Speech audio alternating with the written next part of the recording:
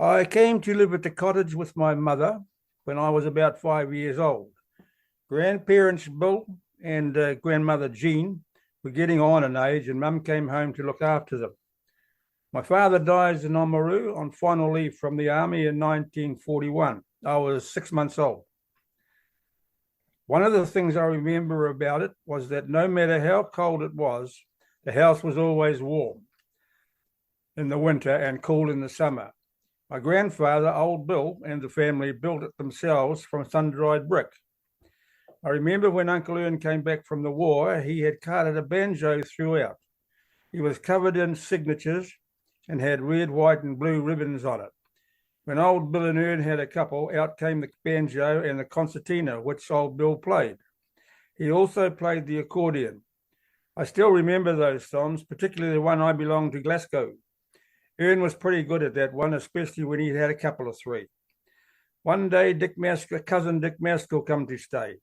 He was on holiday. He was always talking to Old Bill about gold, almost pestering him, you could say.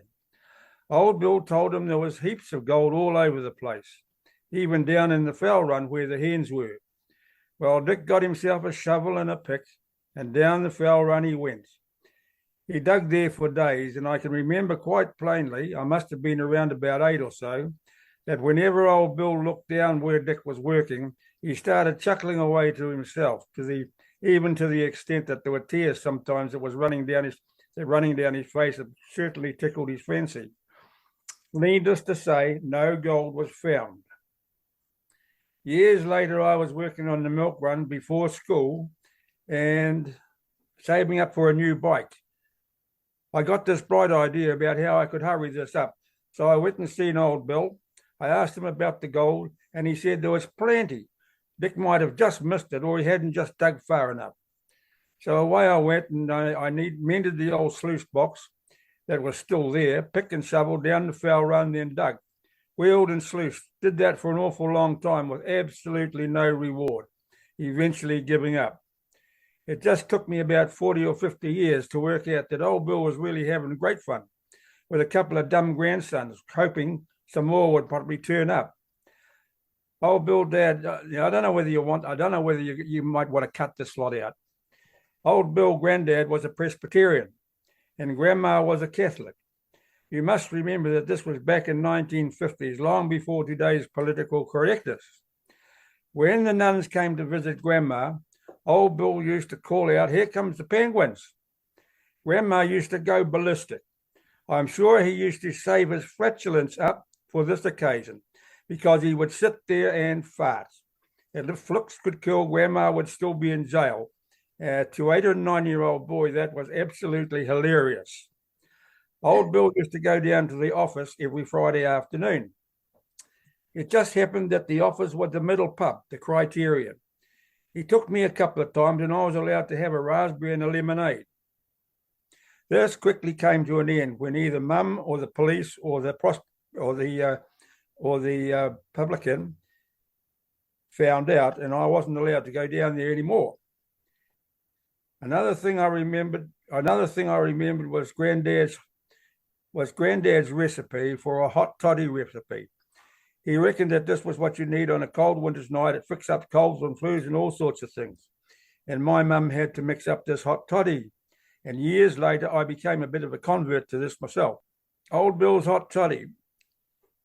2 lemons quartered and squeezed into a pot containing approximately 1 litre of water. Lemons in also. A large amount of honey to taste. Boil this up and simmer it for about 15 to 20 minutes. A tumbler with a very good 2 fingers of scotch in it. Pour in the liquid. The amount in the pot should give you 3 good-sized drinks. Add more honey if you want. Next time you're feeling a bit off color, give it a go. And that's about it on that one. Oh no, there was fruit trees on the property, plums, nectarines, peaches, and apples. And in the summer, they used to bottle the fruit. We always had lots of bottles. It was kept in a safe outside with a lock on it. Easy pickings, just needed a screwdriver. Got home from school one day, policeman and Sergeant Innes were talking to Granddad. Someone had knocked out all the street lights from downtown, But from Sampson Street on, they were all working. I guess Sargent thought old Bill must have knocked them out with his Shanghai or something. And that's about it on that one. Very interesting memories.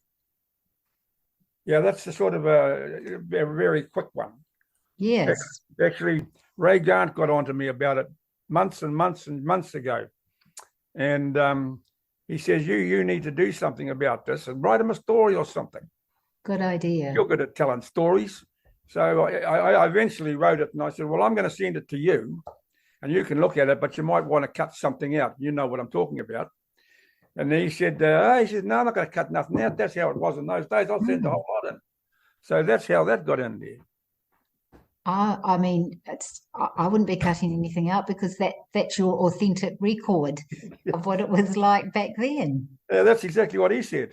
Yeah, and it shows your grandfather's character.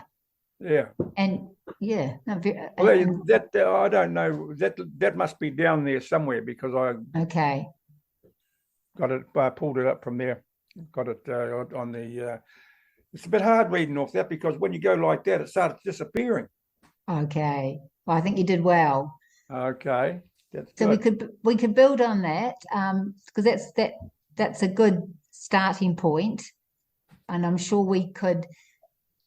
You'd be able to tell us hopefully you'll be able to tell us more detail of the things, the enduring memories of growing up in the cottage, what it was like for you. A bit about schooling, what sort of how you manage financially, all those sort of things.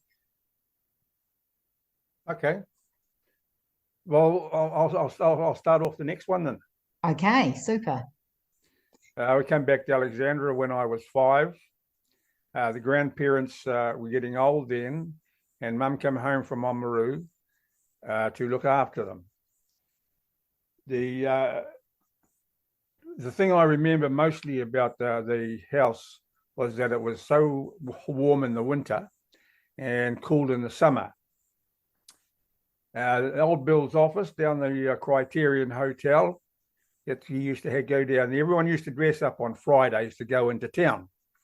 Okay. And so the farmers came in and everyone else came into town on a Friday. So old Bill used to get dressed up and go down to his office, which was in the middle pub, Criterion Hotel. He took me down there a couple of times for a raspberry and a lemonade. And I was down there 2 or 3 times with him. Everybody used to come and talk to him, shake his hand and everything. So he was well known around the Alexandra district. That came to an end when someone either said, no, that's not good enough, that's no good for a young boy.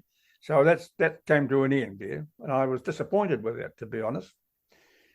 The food that we got in the house was extremely good. I used to pick up the messages, and I can only ever remember buying meat, picking up the meat. Most of the vegetables, pretty much the whole lot, must have come out of the gardens that they had around the cottage there. There were 3 gardens. There was one down the back there, down the back that